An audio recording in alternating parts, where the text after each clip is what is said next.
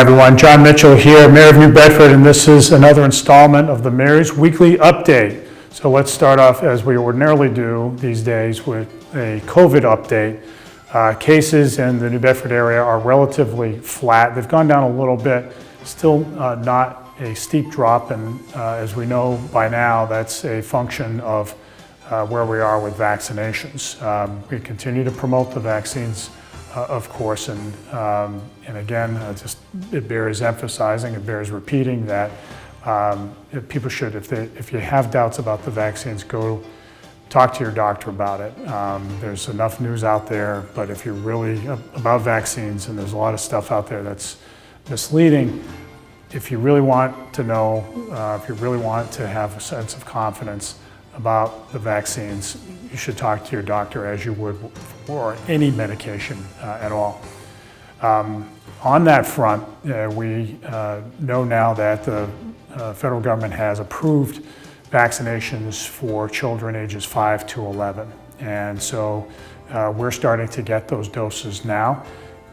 If you have a child or a grandchild who has not been vaccinated and you want to avail yourself of that opportunity, you can go to, tomorrow, Friday, you can go to PACA at 360 Coggeshall Street and get vaccinated there. This information's up on the city's website, so you can check it out there.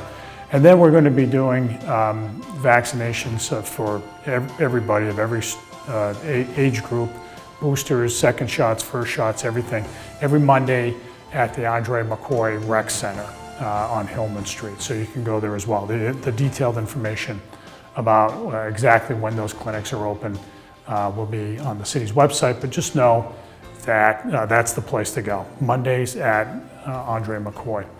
The second thing I wanted to talk about today is something that happens every 10 years, and that is Congressional Redistricting. It may seem like sort of this abstraction. It may seem like it's just something that might not affect us on a day-to-day basis, but the reality is that it's really important.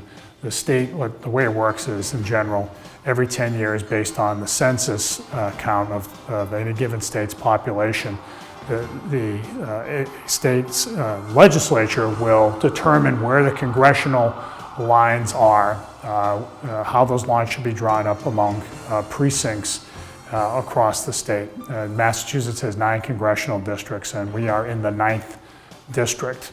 One of the important considerations is, in the long run, how well are we being served in Congress, and to whom are our elected representatives in Congress accountable.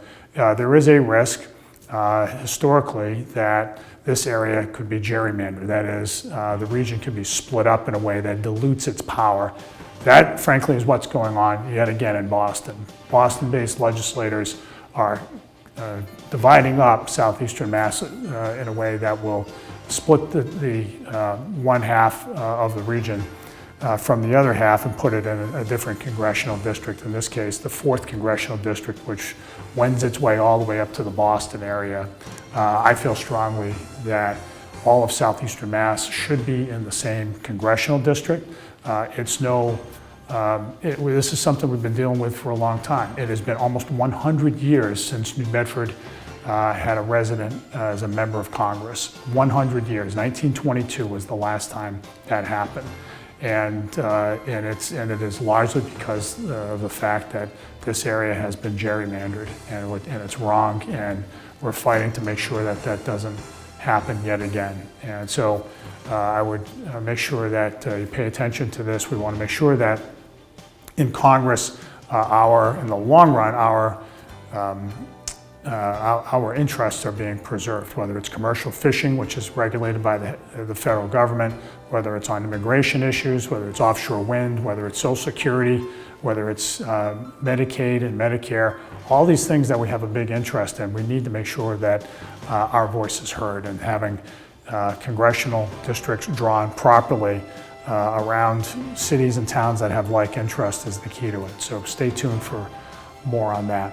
A couple of other updates. So coming up on Thursday, the Veterans Day Parade will happen. As we know, during the pandemic, a number of our parades were canceled. We're back in business, which is great. So I would just ask everybody next week to come on out and support the parade. It will go right down Union Street from starting from Buntwood Park all the way to the downtown as it ordinarily does, but come on out and show your support for the city's veterans, everybody who has served in the armed forces.